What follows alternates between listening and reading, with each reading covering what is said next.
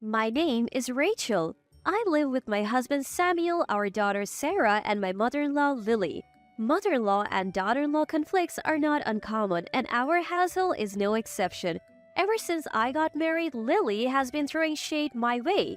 Be better at housework, your cooking is lazy, have kids already, just to name a few. Samuel always defends me though. However, Lily absolutely adores our long awaited daughter Sarah. Sarah is equally fond of her grandma, making me realize that even the most critical people have a soft spot for their grandchildren.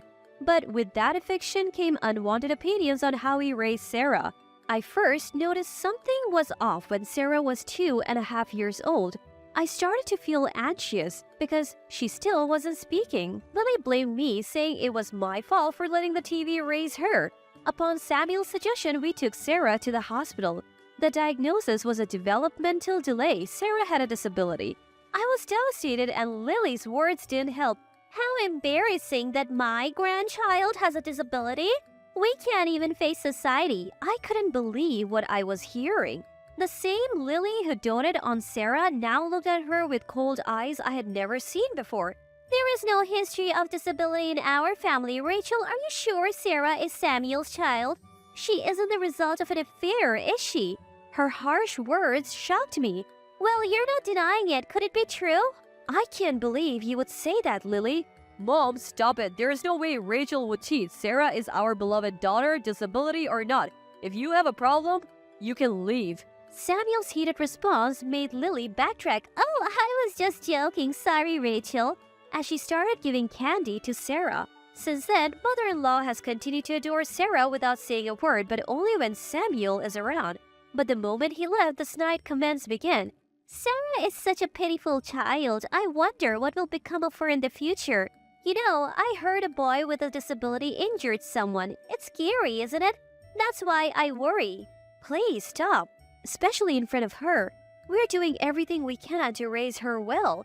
Oh, come on. She has a disability. She doesn't understand what we are saying. She would just keep going.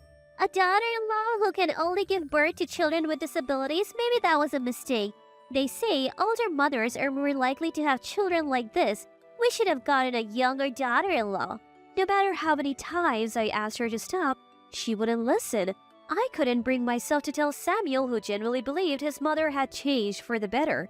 My father-in-law has just passed away, and if mother-in-law gets kicked out, she has nowhere else to go. Besides, she does love Sarah in her own way. Taking away Sarah's beloved grandmother wasn't something I could easily do. It's not the time to be down. I have got to be strong for my daughter. That's what I would tell myself every time her words hurt me. Sarah is now 7 years old. She speaks slowly but surely. She's in special needs class in elementary school. Samuel and I warmly watch as Sarah grows at her own pace. Mother-in-law still laments, why can't she be like other kids? Then one day, I felt something strange in my body and suspected I might be pregnant. I went to the OBGYN, and sure enough, I was expecting our second child. I happily shared the news with Samuel and mother-in-law. Way to go, Sarah, you're gonna be a big sister. Sarah also looked delighted. It was a moment of happiness. But what if the next one also has a disability? Mother-in-law said, looking concerned. Raising 2 children with disabilities is tough. Maybe you should consider terminating the pregnancy. Mom, what are you saying? We don't even know if the child will have a disability. Oh, you're even older now than when you had Sarah. That means the chances are even higher. And let's face it, it runs in the family. The next one will surely have a disability too. Mom, enough is enough. We are raising both kids, no matter what. After my mother-in-law shrugged her shoulders and walked away, Samuel turned to me. Hey, are you okay? If you can't stand this, Rachel, we can always separate, you know? I'm fine. She adores Sarah in her own way. She'll come around with this child too. Little did I know I would later regret this decision. One day, I noticed my belly was starting to show. While playing with Sarah, the doorbell rang and the front door opened. Hey there, Rachel. How's it going? The face that appeared was Samuel's younger sister, Emily. She was holding a paper bag. Emily lives on her own and has always admired me. Emily has always been fond of me. Subtly shielding me from mother-in-law's snide remarks. She's also great with Sarah. She's genuinely a bright and cheerful person. We often go shopping together. Mother-in-law seems to have a soft spot for Emily, her late-in-life child, so Emily's presence often keeps mother-in-law's passive aggressiveness at bay. Emily, long time no see. Oh, Emily, you should have called before coming. Emily, let's play. Emily smiled at the warm welcome from the three of us. I came because I have something I want to show you, Rachel. Saying this, we both went upstairs to my room. Ta-da! I found a dress that would look great on you, Rachel. Emily took a stylish dress out of the bag. It's a nice gesture, but I'm pregnant. I wonder if it would suit me. Noticing my hesitation, Emily spoke up. Why don't you try it on? When I did, I found that the dress not only fit well, but also didn't accentuate my baby bump. Wow, I didn't know something like this existed. Thank you. You're welcome. Actually, I bought another one just like it. I wanted us to match. Emily then took out another dress identical to the one she gave me. Sarah, seeing this, ran excitedly to my mother-in-law. Grandma, Mom is wearing a blue dress. What are you doing, Grandma? Oh, how nice for you. Just as Emily and I were enjoying our matching dresses, my mother-in-law called me. Rachel, we have guests. Come downstairs. Okay.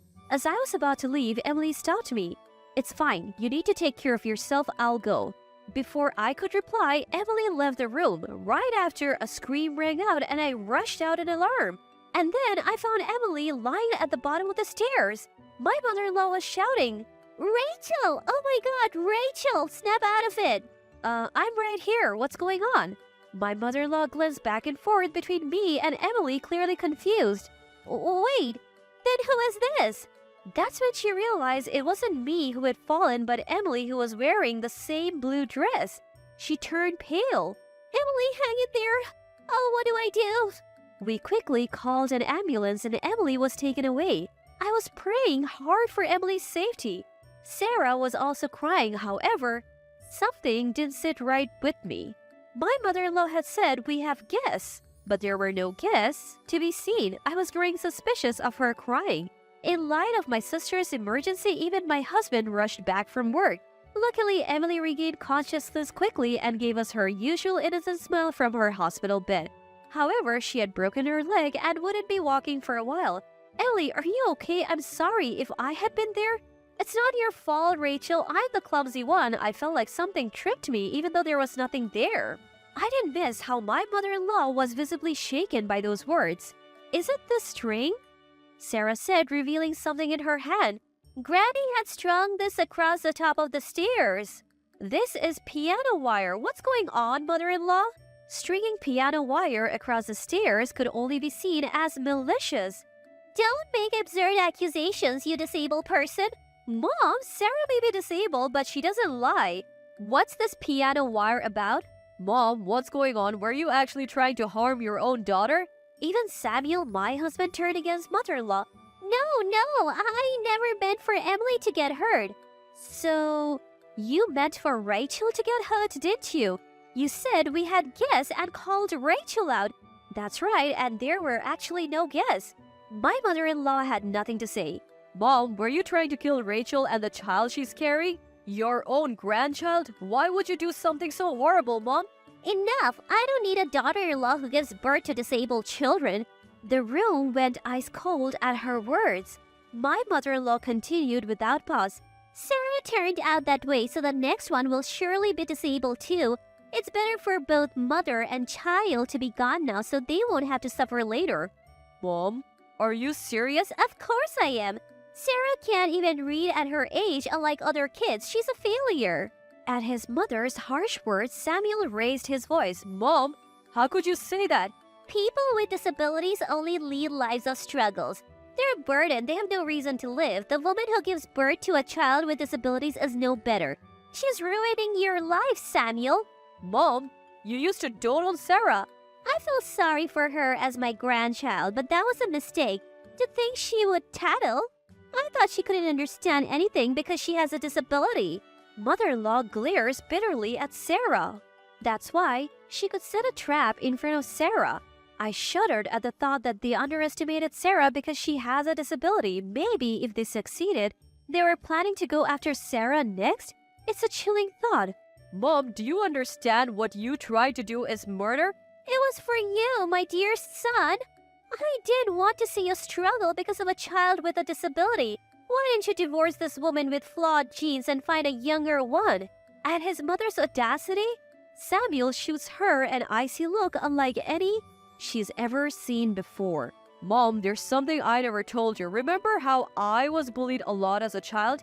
Oh yes, you often came crying to me. As an adult, I struggled with relationships and sought medical help. That's when I learned that I have a developmental disability. Samuel shows her a card certifying his disability. You are... Yeah, if this disability is hereditary, the cause isn't Rachel, it's me. Why didn't you tell me? How could I tell a woman who would even think of killing her own grandchild just because they might have a disability? The mother-in-law is at a loss for words. I would never kill you. Who knows? But I should have told you earlier, then maybe you wouldn't have tried to harm Rachel. I'm truly sorry, Rachel and Sarah. Samuel apologized to us. When I was shocked to learn I have a disability, it was Rachel who stood by me. That's right. I fell for Samuel, a gentle if quirky man, and told him, disability or not, I love you for who you are. Right now, I'm thriving at work and even leading big projects. Some people with disabilities, including those with savant syndrome, show exceptional talents. Samuel is one of them, using his talents in his work. Life ruined? That's nonsense. I'm happy. Are you saying that people with disabilities don't deserve to live? That woman who gave birth to them are at fault too? That hits pretty close to home for me and my mom. I didn't know. This is different. Mom, I'm the same. I can't walk now, so that makes you disabled too? You're the one who put me in this situation. Please forgive me, Emily. You were the target. Even the ever-smiling Emily glares at my mother-in-law. You have got to be kidding. That's the least forgivable thing. I can't forgive a woman who insulted her adorable niece and almost killed Rachel and her unborn child. Same here. I'm cutting ties with you, Mom. After trying to kill my wife and child and making Emily go through this, unforgivable. Please leave now. The coldness in Samuel's voice sent shivers down his mother's spine. Please forgive me. I won't do it again. I have nowhere else to go. Then your only option is prison. Prison? Of course, what you have done is attempted murder. But whether to press charges is up to Rachel. Just as the decision fell on me, my mother-in-law began to apologize profusely. Rachel, I am sorry. Please, not the police. I was torn. What she did is unforgivable. But she's also Samuel and Emily's mother.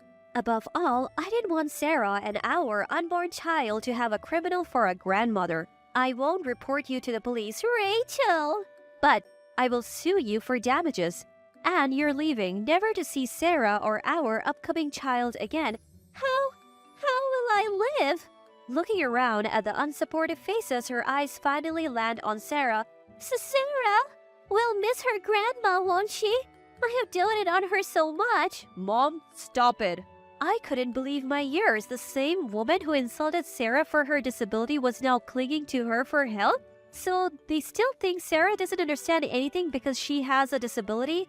When I look at Sarah, she is giving mother-in-law the same cold stare that Samuel and I are. Grandma, you don't like me, do you? No, that's not true. Grandma loves you, Sarah. That's a lie. You said I'm a burden and trash. Sarah spoke slowly but clearly. She understood exactly what her grandma had said. I don't like you, Grandma, for picking on Mom, the baby, and Emily. So goodbye. You insolent brat, despite your disability? Samuel grabbed the hand mother-in-law had raised against Sarah and twisted it. Enough is enough. Ouch! Let go. Hurt? Emily suffered more.